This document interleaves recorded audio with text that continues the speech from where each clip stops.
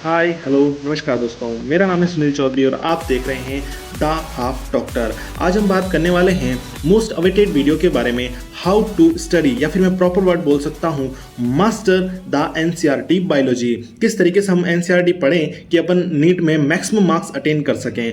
बिल्कुल प्रैक्टिकल बातें करने वाला हूं, कोई हवा में बात नहीं होगी, बिल्कुल नॉर्मल सी चीज़ें बताऊंगा। मोस्ट प्रैक्टिकल स्ट्रेटजी आज अपन डिस्कस करने वाले हैं।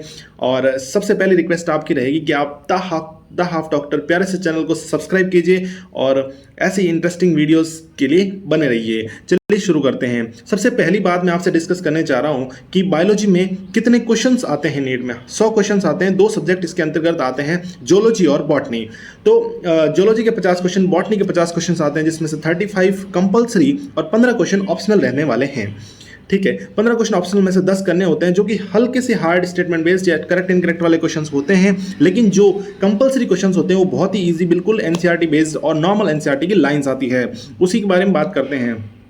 सबसे पहला जो अपने प्यारे प्यारे दोस्तों के दिमाग में सवाल आता है कि is NCERT is sufficient for NEET. अरे साहब, आपने तो ये सवाल पूछ के तो आपने बहुत बड़ा ब्लंडर कर दिया, क्योंकि इस सवाल का आंसर सीधा सा है कि इसके अलावा कुछ सफिशिएंट नहीं है। सबसे छोटी चीज, सबसे प्यारी चीज, NCERT is well and good sufficient for the NEET. ये मतलब आप इस चीज को देखें ना कि बायोलॉजी में जो पेपर का 50% वेटेज बायोलॉजी कैरी करता है। और रिसेंट ईयर्स में ये देखा गया है, मैंने पूरा एनालाइज किया है, रिसेंट ईयर्स में यही देखा गया है कि बायोलॉजी का पेपर, स्पेशली बायोलॉजी का पेपर कंप्लीटली एनसीईआरटी बेस्ड होता है। 100% नहीं, 100% मैं नहीं कहूंगा, 98 to 99% क्वेश्चन एनसीईआरटी से होते हैं। 100% कह सकते हैं, क्योंकि जो बाकी के 1-2 क्वेश्चंस इधर उधर होते हैं वो भी कहीं ना कहीं एनसीईआरटी से रिलेटेड होते हैं। तो आपको बिल्कुल घबराने की जरूरत नहीं है। आपको 360 आउट ऑफ 360 ये 2 किताबें, 11th बायोलॉजी और 12th बायोलॉजी, ये 2 किताबें आपको 360 आउट ऑफ 360 स्कोर कराने में जरूर मदद करने वाली है। बस आपको इन्हें छोड़ना नहीं है आखिरी तक। जिस दिन से तैयारी शुरू की, जिस दिन छोड़ रहे हो उस दिन तक। देखिए, मैं एमबीबीएस कर रहा हूँ, मेरे पास अभी भी ये चीज़ें रखी हुई है, तो आप समझ सकते हैं कितनी इंपॉर्टेंट है इन चीज़ों, कितनी इंपॉर्टेंस है इन चीज़ों की। तो इनकी इंपॉर्टेंस कम मत होने दीजिएगा अपनी ज़िंदगी में, नहीं तो इन्होंने अगर रूठ गई ना तो देख लीजिए फिर। तो चलिए आगे बात करते हैं कि इस बुक को किस तरीके से मैं पढूं कि मेरे 360 में से 360 में स्कोर कर पाऊं। सिंपल सी बात है, कोई टॉप स्ट्रेटजीज नहीं है। नॉर्मल से डाउट्स लेंगे, नॉर्मल सी बातें डिस्कस करेंगे। लेकिन अगर आप मैं जो कह रहा हूं वो फॉलो करते हैं तो आई विल गारंटी यू कि जरूर आप 360 में से 360 स्कोर कर सकते हैं, क्योंकि इसके बाहर कुछ नहीं है। आपको मैं जो बातें बता रहा हूं, मैंने 2-3 साल तैयारी की, मैंने जो प्रॉब्लम्स फेस की वो सारी चीज़ें मैंने इसके अंदर डिस्कस कर ली। आपको कहीं दिक्कत नहीं आने वाली है। ठीक है, तो देखिए डाउट्स आप के पास कुछ आते हैं। देखिए लाइव स्ट्रीम तो है नहीं, तो मैं डाउट्स खुद से लिख के ले आता हूं कि इज एनसीईआरटी सफिशिएंट। इसका आंसर मैंने आपको बिल्कुल दे चुका हूं। और अब ये बात आती है कि यार अपन लेक्चर्स देखते हैं किसी टीचर्स के, तो नोट्स बनाने चाहिए या नहीं बनाने चाहिए। देखिए मेरे हिसाब से तो नोट्स बनाने की कोई नीड नहीं है, क्योंकि आपकी जो एनसीईआरटी है वो सफिशिएंट है। अगर आप नोट्स भी बनाते हो और एनसीईआरटी भी पढ़ते हैं तो दो चीज़ों में इंसान कंफ्यूज हो जाता है। तो आपको उतना एफर्ट नहीं लगाना, आप सिर्फ और सिर्फ एनसीईआरटी की रीडिंग करें। आप इतना कर सकते हैं कि जब आप लेक्चर देख रहे हैं तो कोई ना कोई इस तरीके का रफ पेज या रफ कॉपी लेकर बैठें और साथ के साथ टीचर के साथ लिख के याद करते जाएं एग्जाम्पल्स वगैरह। इस तरीके से आप रफ नोट्स बना सकते हैं, लेकिन जो कि अंडरस्टैंडिंग में हेल्पफुल हो। लेकिन मैं कहूँगा आप एनसीईआरटी को इस तरीके से तैयार कीजिए। किस तरीके से तैयार किया मैंने आगे वीडियो में बताया, आप जरूर लास्ट तक बने रहें, आपको सब कुछ मिलेगा। किस तरीके से तैयार करना, उस तरीके से आप एनसीईआरटी तैयार कीजिए और एनसीईआरटी कोई फाइनल रिवीजन मॉड्यूल और फाइनल रिवीजन की चीज़ें रखें। ठीक है, अब मैं आपको बताऊं कि यार लेक्चर्स देखूं कि ना देखूं। बड़ा क्वेश्चन ये रहता है कि मुझे किस चैप्टर के लेक्चर्स देखने चाहिए, किसके नहीं देखने चाहिए। सर मैं वन शॉट देखूं या डिटेल लेक्चर देखूं, मुझे कुछ समझ में नहीं आ रहा, मैं बहुत कंफ्यूज हूं। भैया आप ही मुझे बता दीजिए। तो मैं आपको बताने के लिए आया हूं कि आप ज्यादा फोकस वन शॉट पर रखें, क्योंकि बायोलॉजी एक ईजी सब्जेक्ट है। इसमें आप मैक्सिमम स्कोर खुद से पढ़ के भी कर सकते हैं, लेकिन अगर आप वन शॉट की मदद लेंगे तो काफी चीजें आपके लिए आसान रहने वाली है। तो मैक्सिमम चैप्टर्स में आप वन शॉट यूज करें, जैसे cell the unit of life, या फिर आप छोटे छोटे प्लांट किंगडम, एनिमल किंगडम रटने वाले चैप्टर, इनमें वन शॉट यूज कर सकते हैं आराम से, कोई दिक्कत नहीं। स्ट्रक्चर ऑर्गेनाइजेशन एनिमल्स, मसल्स वाला चैप्टर, एक्सक्रीशन वाला इतना इजी चैप्टर, रेस्पिरेशन वाला इजी, इनके लिए आपको डिटेल लेक्चर नहीं देखने हैं। तो भैया मुझे डिटेल लेक्चर किसके लिए देखने हैं? इसके लिए मैं आपके लिए 10 चैप्टर लेके आया हूं, सॉरी 9 चैप्टर। इनमें आपको जरूर लेक्चर्स देखने हैं। 11th क्लास में 4 चैप्टर और 12th क्लास में 5 चैप्टर, इनमें आपको डिटेल लेक्चर देखने हैं क्योंकि ये थोड़े से कंसेप्चुअल चैप्टर हैं। 11th क्लास में बात करूं photosynthesis, respiration, cell cycle, nervous system. आप देखिए 11th क्लास में फोटोसिंथेसिस, रेस्पिरेशन, सेल साइकिल और नर्वस सिस्टम। देखिए फोटोसिंथेसिस आपको कंसेप्चुअल तो समझ में आएगा नहीं अगर आप लेक्चर्स नहीं लेंगे, तो रेस्पिरेशन भी उसी तरीके का है, सेल साइकिल भी उसी तरीके का। सेल साइकिल में बहुत सारे कंसेप्ट हैं। जब वन शॉट की बात आती है तो मैं आपको थोड़ा सा बता दूं कि मैं कल से लॉन्च करने जा रहा हूं प्रहार सीरीज, जिसमें आपको वन शॉट सारे बायोलॉजी के चैप्टर्स मिलने वाले हैं। बहुत ही प्यारे तरीके से मैंने पढ़ाए हैं, एनसीईआरटी को कंसाइज करके मैं नोट्स बनाकर लेके आया हूं, उनके थ्रू मैं आपको पढ़ाने वाला हूं। तो आप जरूर उनको भी देखिएगा। वन शॉट जितने भी देखें उन सीरीज से देखें, आप मेरे साथ फॉलो करते जाइए। मैं महीने से 2 महीने में आपकी कंप्लीट बायोलॉजी करवा दूंगा और इस तरीके से करवा दूंगा कि आप याद रखेंगे कि आपने किससे बायोलॉजी पढ़ी थी। चलिए 11th क्लास में आप photosynthesis, respiration, cell cycle, nervous system के डिटेल लेक्चर देख सकते हैं, लेकिन इनके भी अगर वन शॉट देखकर काम चल रहा है तो आप जरूर वन शॉट ही देखें। 12th क्लास में इवोल्यूशन बहुत अच्छा चैप्टर है, इसके आपको फुल लेक्चर देखने चाहिए। ह्यूमन रिप्रोडक्शन है, principle of inheritance and variation है, मॉलिक्यूलर बेसिस ऑफ इनहेरिटेंस है और बायोटेक्नोलॉजी। बायोटेक्नोलॉजी भी कंसेप्चुअल है। देखिए मॉलिक्यूलर में और प्रिंसिपल ऑफ इनहेरिटेंस में तो आपको जरूर लेक्चर्स लेने चाहिए और इसके तो आपको नोट्स भी बनाने चाहिए, क्योंकि इसमें हल्का सा कहीं ना कहीं न्यूमेरिकल्स वगैरह आते हैं तो चीज़ें बाहर से भी पूछी जाती है। ठीक है, अब कुछ मैं इंपॉर्टेंट टिप्स की अपने सामने बात करने वाला हूं कि कुछ इंपॉर्टेंट चीज़ें अपन देख लेते हैं कि पर चैप्टर हमें कैसे पढ़ना है, क्या पढ़ना। अब मैं आपको बता रहा हूं। देखिए जैसे मेरे पास ये 11th क्लास की एनसीईआरटी है, इसमें मैंने एक चैप्टर निकाला एनिमल किंगडम। ठीक है, ये एनिमल किंगडम का चैप्टर है, इसके थ्रू मैं आपको सारे सब कुछ बता देता हूँ। देखिए 11th का एनिमल किंगडम चैप्टर है। आपको सबसे पहले एक चैप्टर की 2 रीडिंग लगानी है। कितनी? 2 रीडिंग।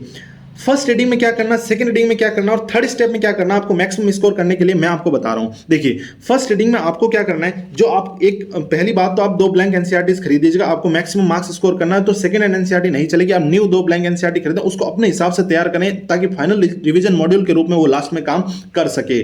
ठीक है, तो देखिए फर्स्ट रीडिंग आपको किस तरीके से लगानी है कि आप जब पढ़ रहे हो आपने सबसे पहले तो लेक्चर लेना है। ठीक है, लेक्चर लेने के बाद जब आप फर्स्ट रीडिंग लगा रहे हो तो लेक्चर के थ्रू आपको पता चल गई कि कौन कौन सी चीजें इंपॉर्टेंट है। आपने वन शॉट देखा, चाहे मेरा देखो चाहे किसी का देखो, मैं जितने भी इंपॉर्टेंट लाइन है एनसीईआरटी की मैं वन शॉट के अंदर लिख के लेके आऊंगा एक बिल्कुल ही शॉर्ट रूप में, तो आप उसे जरूर ट्राई कीजिएगा। आपको सारे सब कुछ पता चलने वाला है कि कौन सी लाइन इंपॉर्टेंट है, कौन सी लाइन इंपॉर्टेंट नहीं है, उस हिसाब से। देखिए ये आपके पास एनसीईआरटी है, तो आपको देखना है कि जैसे इसमें ये लाइन इंपॉर्टेंट है तो आपने इस तरीके से हाईलाइट कर लेनी है। ठीक है, और इस तरीके से चीज़ों को हाईलाइट कर लेना है। तो सबसे पहला स्टेप आपको पढ़ते वक्त हाईलाइट करना है, और दूसरा स्टेप आपकी जो भी इंपॉर्टेंट चीज़ें हैं, जैसे कुछ एग्जांपल्स हो गए या इंपॉर्टेंट लाइन है जिनको आप एक्सट्रैक्ट कर सकते हैं, आप भूल सकते हैं, उनको आप साइड में एम्प्टी स्पेस में जरूर लिखें। यही मैंने यहाँ पर लिख रखा है, extract and right important lines in empty space. उसके बाद आपको क्या करना है कि कुछ एक्स्ट्रा पॉइंट जो टीचर ने उसके अंदर बताए हैं लेक्चर के अंदर, जो कहीं ना कहीं प्रीवियस ईयर्स में पूछे गए हैं या फिर कहीं ना कहीं स्किप हो जाते हैं, जो इंपॉर्टेंट है उसको आप साइड में आप जरूर लिखें, जो टीचर्स ने बताए हैं। इधर जो स्पेस रहता है, जैसे मैंने ऊपर लिख रखा है, जैसे मैंने यहाँ देखिए साइड में लिख रखा है, इस तरीके से आप लिख सकते हैं। ठीक है, अब उसके बाद एक बात आपको जरूर याद रखनी है माइंड में कि बच्चे अननेसेसरी चीजें लिख लेते हैं। टीचर का काम होता है सारी चीजें बताना, तो आप उस तरीके से सारी चीजें नहीं लिखनी है, आपको सिर्फ और सिर्फ काम की चीजें लिखनी है। आपको भरोसा करना है कि एनसीईआरटी के जो एग्जांपल्स है सिर्फ उन्हीं में से सवाल आएगा, और जो एनसीईआरटी कंटेंट सिर्फ उन्हीं में से सवाल आएगा। तो एनसीईआरटी कंटेंट पर भरोसा करना है और सारी फालतू चीजें साइड में नहीं लिखनी है। ठीक है, फालतू चीजें ना लिखें, प्लीज प्लीज प्लीज, आपसे रिक्वेस्ट है, फालतू चीजों का कोई मतलब नहीं है। सेकंड रीडिंग जो है आपको अब फर्स्ट रीडिंग हो गई, आपने हाईलाइट कर दिया पॉइंट, रीडिंग मारी, आपने पॉइंट्स हाईलाइट किए। अब आपने क्या किया, हाईलाइट पॉइंट के साथ साथ कुछ चीजें एक्सट्रैक्ट कर ली, साइड में लिख ली, कुछ इंपॉर्टेंट चीजें साइड में लिख ली, कोई पीवाईक्यू है जो एनसीईआरटी में नहीं है उसको साइड में लिख लिया। अब आपको क्या करना है, सेकंड रीडिंग लगानी है। पूरा चैप्टर ये इसके थ्रू हो गया। अब सेकंड रीडिंग कैसे लगाएंगे? सेकंड रीडिंग में आपको सिर्फ और सिर्फ हाईलाइटेड पॉइंट्स पढ़ने हैं। ठीक है, सेकंड रीडिंग में आपको कुछ भी नहीं करना, सिर्फ और सिर्फ हाईलाइटेड पॉइंट्स पढ़ने हैं, और जो एग्जांपल्स है उनको वापस रिवाइज कर लेना एक बार, ताकि जो चीजें हैं, कंसेप्ट्स है, जो एकदम दिमाग में सेट हो जाए। मतलब चीजों को अपने को दिमाग में सेट करना है। ठीक है, तो इस तरीके से आप 2 रीडिंग लगाएंगे तो आपके दिमाग में कंसेप्ट सेट हो जाएंगे, चीजें सेट हो जाएगी। ये आपके लिए मैंने रामबाण स्ट्रेटजी बता दी, एकदम प्रैक्टिकल चीज है, ये मैंने बहुत बार किया है और मैक्सिमम मार्क्स मैंने अचीव किए थे अपने नीट में। ठीक है, उसके बाद मैं आपको बताऊं कि साहब इस तरीके से मैंने लेक्चर देख लिया वन शॉट, सर आपका देख लूंगा, किसी का भी देख लूंगा, सब टीचर्स बेस्ट हैं, आप किसी का भी देख सकते हैं, जो आपको पसंद आए मैं कहूँगा मेरा भी आप ट्राई कर सकते हैं। आपको आपने 2 रीडिंग लगानी है। उसके बाद तीसरा क्वेश्चन आता है, सर मैं क्वेश्चंस कहां से लगाऊं, भैया मैं क्वेश्चंस कहां से लगाऊं। तो क्वेश्चंस के लिए आपके पास, मैं आपको बता दूं, आपको सिर्फ हर चैप्टर के, ऐसा नहीं कि आपने एक चैप्टर पढ़ लिया लिविंग वर्ल्ड और उस पर आप एमटीजी लेकर बैठे या कोई भी बुक आप लेकर बैठे और 150 से 200 500 क्वेश्चन लगाए जा रहे हैं, उसका कोई फायदा नहीं है साहब। मैं आपसे रिक्वेस्ट कर रहा हूं इस तरीके से क्वेश्चंस ना लगाएं। आपको लिमिटेड क्वेश्चंस लगाने 50 से 70। मुझे पता है क्वेश्चन से बहुत खुशी होती है, कभी कभार क्या होता है कि एनसीईआरटी लाइन पढ़ लेते हैं और तुरंत उनको जब क्वेश्चंस लगाते हैं सारे क्वेश्चन बनते जाते हैं और अपने को बहुत खुशी होती है, लेकिन उसका कोई फायदा नहीं है ना साहब। अपने को हमेशा फायदे की चीजें करनी है, अपने को सिलेक्शन लेना है, अपने को सिलेक्शन लेना है। 50 से 70 क्वेश्चन आप कीजिए। Easy chapter living world 50 question कीजिए, एनिमल किंगडम जैसे इंपॉर्टेंट चैप्टर में 70 क्वेश्चन, और आप प्रिंसिपल ऑफ इनहेरिटेंस जैसे 70 से 80 क्वेश्चन, और मॉलिक्यूलर जैसे चैप्टर में 70 से 80 question, reproduction organism 50 question, respiration में 50 क्वेश्चन। इस तरीके से आप अपने चैप्टर के हिसाब से आप क्वेश्चन को बांट सकते हैं। Just after the second reading आपको ये काम करना है। सर मैं पीवाईक्यू लगाऊंगा, मैं सारे पीवाईक्यू लगाऊंगा, नहीं, आपको सारे पीवाईक्यूज नहीं लगाने, ये भी आपको डिफरेंस समझना है। क्योंकि देखिए पीवाईक्यूज आपको सिर्फ और सिर्फ 2019 से लेकर 2024 तक के लगाने, क्योंकि वही पीवाईक्यूज आपके लिए इंपॉर्टेंट है। बाकी पहले बहुत सी चीजें बाहर आती थी, जब से एनटी आया है कंप्लीटली एनसीईआरटी बेस्ड हो गई हैं चीजें, तो आपको जो पहले के पेपर्स हैं वो नहीं लगाने हैं। अब आप देखिएगा कि जब आपका अब मेन क्वेश्चन प्रैक्टिस आपको किस तरीके से करनी है। साहब इतने क्वेश्चन से मेरा क्या होगा, कुछ भी नहीं होगा। मेन क्वेश्चन प्रैक्टिस कहां से करनी है वो मैं आपको बताता हूं कि आपको जैसे ही आपका 70 से 80% सिलेबस कंप्लीट हो जाता है, जैसे ही आपका 70 से 80% सिलेबस कंप्लीट हो जाता है, आपको क्या करना है, आपको घर पर बैठकर प्रैक्टिस टेस्ट देने हैं। हमेशा प्रैक्टिस टेस्ट देना है घर पर बैठकर। 90 क्वेश्चंस 1 घंटे में, 1 घंटे का टाइमिंग लगाकर, जैसे बड़ी बड़ी कोचिंग्स के पेपर ले लीजिए या एनसीईआरटी बेस्ड पेपर्स आजकल बहुत मिलते हैं, साइट पर भी बहुत मिलते हैं, मैं आपको प्रोवाइड करा दूंगा अपने Telegram channel the half doctor पर। आप पीडीएफ ले सकते हैं वहां से। अब देखिए 90 क्वेश्चंस आप 1 घंटा लगाएं। आप आपको जो भी पेपर्स ऑनलाइन मिले या जो भी आपने ऑफलाइन लाया उन पेपर्स को आप अपने शाम में रखें, आप स्टॉप वॉच लगाएं। 90 क्वेश्चंस आप धनाधन मिक्स क्वेश्चन कर लीजिए। ठीक है, ये कब करना है आपको, 70 से 80% सिलेबस पूरा होने के बाद आपको पूरे सब्जेक्ट के मिक्स क्वेश्चन लगाने हैं। आपको हफ्ते में 3 बार ये काम करना है। हफ्ते में 3 पेपर आपको लगा लेने, 1-1 घंटे टाइम लगता है।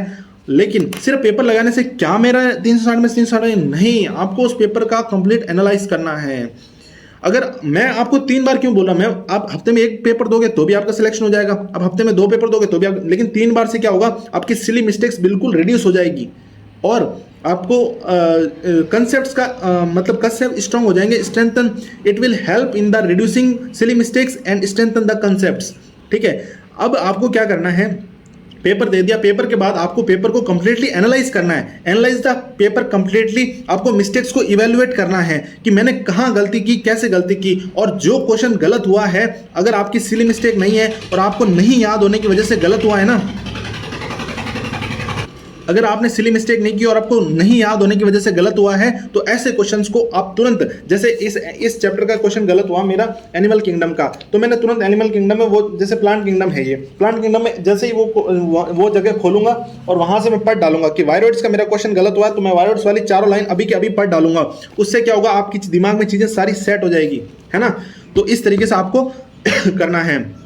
अब आप देखिए कि जो गलत हुआ उसे उसी टाइम याद कर लिया, लेकिन अब मैं आपको एक सबसे इंपॉर्टेंट टिप बताने जा रहा हूं इस लेक्चर की, सबसे इंपॉर्टेंट टिप कि जो रामबाण है कि आपको 360 में से 360 में जो मदद करेगा। आपने जिस चैप्टर के लेक्चर देखे हैं, जिस चैप्टर को आपने रीडिंग मारी है, उसको आप within a week, within the 7 days आप जरूर रिवाइज कर लीजिएगा।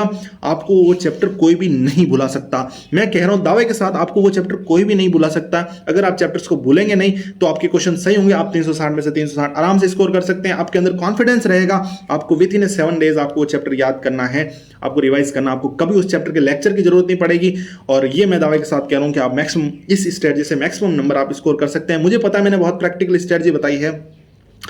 बायोलॉजी में एक आपको वो कहते हैं ना कि रामबाण मतलब ब्रह्मास्त्र, एक आपको याद रखना है कि सिली मिस्टेक्स को ज्यादा से ज्यादा अवॉइड करना है। ठीक है, सिली मिस्टेक्स होनी ही नहीं चाहिए। आप सिली मिस्टेक्स कैसे अवॉइड कर सकते हैं, आप ज्यादा से ज्यादा मॉक टेस्ट दे दीजिए, आप मिक्स को टॉपिक के क्वेश्चंस लगाइए।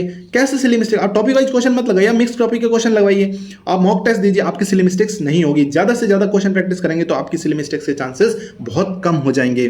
ठीक है, अब आगे बात करते हैं कि यार बायोलॉजी तो बहुत ईजी सब्जेक्ट है, है ना। सबको पता है बायोलॉजी बहुत इजी सब्जेक्ट है, लेकिन अगर आपको इसको फोरग्रांड नहीं लेना, आपको इसे हल्के में नहीं लेना, मैं फिर कह रहा हूं 50% पेपर का वेटेज ये कैरी करता है, बायोलॉजी सिलेक्शन करवाता है।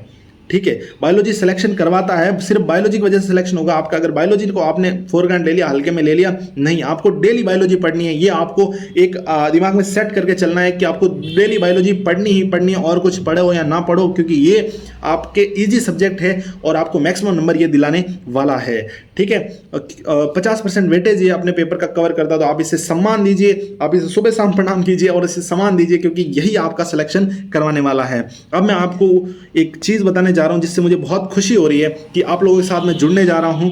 18 अक्टूबर फ्राइडे को मैं पहला चैप्टर लेकर आ रहा हूं प्रहार सीरीज के अंदर, cell the unit of life, उसको वन शॉट में कवर करने वाले हैं। जो आप नोट्स देखेंगे ना मेरे, आपको रियल वाकई आपको पता चलेगा कि क्या मेहनत की है मैंने। बिल्कुल एनसीईआरटी कंसाइज्ड है। अगर आपको एनसीईआरटी से बार बार रिवाइज करने में दिक्कत आ रही है तो आप उन्हीं नोट्स के थ्रू रिवाइज कर सकते हो, क्योंकि उसमें भी कंप्लीटली एनसीईआरटी है, एनसीईआरटी पर डायग्राम्स है, फ्लो चार्ट्स है, आपको एकदम चीजें सेट होने वाली है। आप वन शॉट जरूर देखिएगा, जरूर ट्राई कीजिएगा। अगर आपको अच्छा नहीं लगे तो आप डिसलाइक करके चले जाइएगा, लेकिन एक बार आप देखिएगा जरूर, आपको जरूर पसंद आएगा। इन्हीं चीजों के साथ मैं आपसे विदा लेना चाहूंगा। वीडियो में अंत तक बने रहने के लिए बहुत बहुत धन्यवाद आपका। Thank you guys, thank you so much. नया चैनल दोस्तों द हाफ डॉक्टर, इसे जरूर सब्सक्राइब कीजिए। मैं आपका दोस्त सुनील चौधरी, मैं सेकेंड ईयर एमबीबीएस स्टूडेंट, आपकी मदद के लिए हमेशा तैयार। आपको कोई भी डाउट आए तो आप half doctor official Instagram handle पर आप मैसेज कर सकते हैं, डीएम कर सकते हैं, आप इसे फॉलो कर लीजिए और the half doctor Telegram channel join कीजिए, ताकि आप कोई भी वीडियो मिस ना हो और आपके पास सारे के सारे नोट्स पहुंच सके। और जो बायोलॉजी के नोट्स हैं और फिजिक्स में मैंने प्रहार सीरीज में एक वन शॉट लेक्चर में चढ़ा चुका हूं, करंट लेक्चर, वो आप जरूर ट्राई करें। फिजिक्स भी बहुत अच्छी पढ़ाई है। इन्हीं शब्दों के साथ मैं आपसे विदा लेना चाहूंगा दोस्तों। Thank you guys, thank you so much.